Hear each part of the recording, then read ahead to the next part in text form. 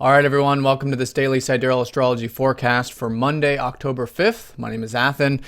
So this is going to be a somewhat challenging, somewhat supportive week. There's a lot of energies coming into this week, unlike last week, where things were quite quiet astrologically. Quite a few transits. Today, there are some challenging ones going within orb, which I'll talk about, but also some supportive ones, which I'll talk about. But astrologically speaking, there's a lot going on, and Monday is certainly the beginning of this kind of energy. So first, let's go ahead and look at the moon here today. She's finishing her transit of Gemini, which is actually a good placement for the moon. It's a friendly sign of Mercury. So things relating to communications, exchanges, socializing, things of that nature, I think will naturally be the concern of the day. And finding the middle path with that, whether you're reading a book or socializing a little bit, can be a great way of working with this.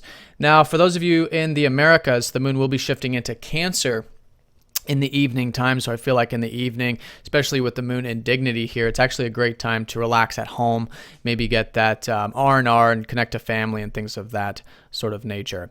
So with that being said, as the overall theme, we are in this third quarter phase of this solar eclipse lunar cycle, which has all been taking place in Leo. And so essentially what we're doing now in this third quarter phase is really integrating the spiritual energies that have been coming through since Pisces, since that lunar eclipse last weekend. It's a continued integration time period, but with the third quarter phase, it's really about taking action. It's about moving forward with anything and really setting those intentions and being very conscious about what kind of actions we are taking and where we're putting our energy with this. So I think that'll be important, and it's all about Leo, which is that self-expression, creativity, and playfulness, which is this whole solar cycle and lunar cycle at the moment. So with those general energies in mind, let's go and look at the transits. We still do have Saturn sextiling up to the North Node. This is going to be ongoing pretty much all week through Sunday.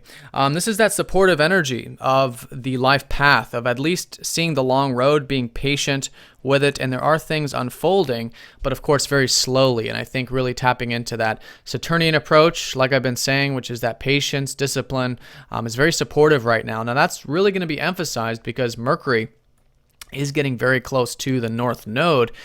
He's going to conjoin the North Node midweek starting tomorrow. So Mercury joins the mix. Mercury will be sextiling up to Saturn this early part of the week. So there is that discipline with the daily spheres, which is very good, actually. It's always a great time to take care of the daily activities. Anything, again, communicative. This is very nice, too, especially with the moon in Gemini today, ruled by Mercury, and Mercury well aspected, can mean that there is that patience, there is that slow and steady approach to whatever it is we're working on, communicating, and corresponding with.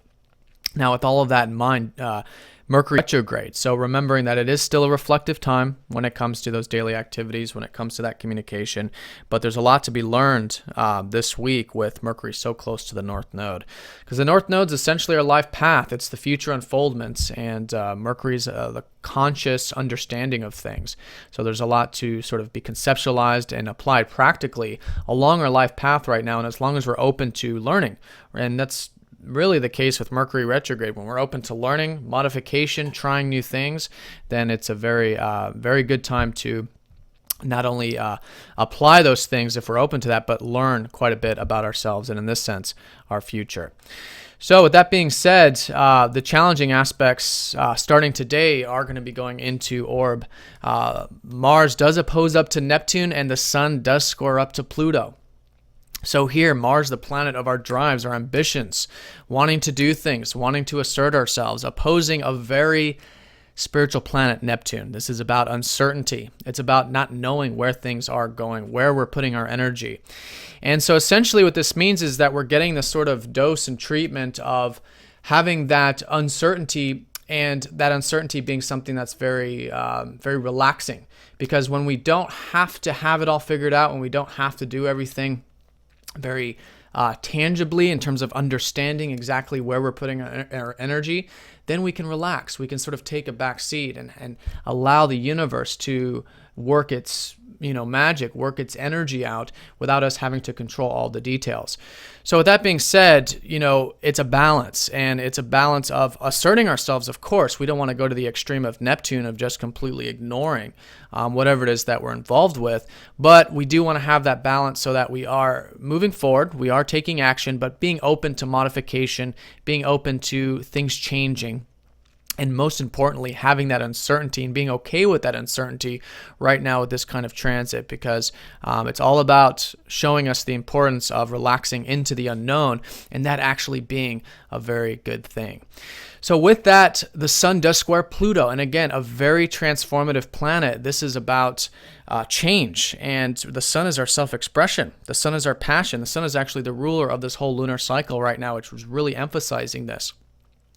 So as I usually say with Pluto, it's about non-attachment. It's about being okay with things coming into the picture today that aren't perhaps exactly how we planned, or that we just don't know because of Neptune, we just can't see it, or, again, something that we're having to modify or change. So the more open we are to change, the more open we are to modification in terms of that universal divine plan, if you will, then this becomes a very constructive time. Then with that openness to change, openness to non-attachment, then we can see things and really want the change. And if we're open to the change and we want it, then we can actively work on it. And that's what the square really represents, is actively working on things. This goes back to the whole third quarter phase of this lunar cycle. It's about action.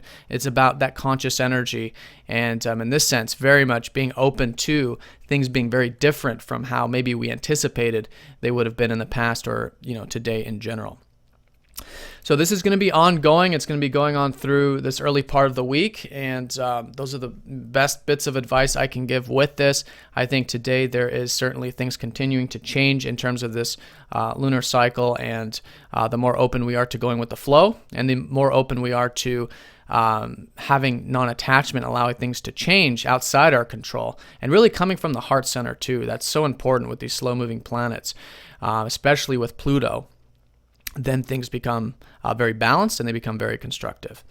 So everyone, that's the general energy. I feel like all these aspects are going to be the high point, along with the moon in Gemini. So it is still about the exchanging of information, taking care of the daily sphere of things, especially with Mercury retrograde. Still reflecting on that, and there's a lot to be learned here today. So the more open we are to that, I think that can really help us move forward in this lunar cycle.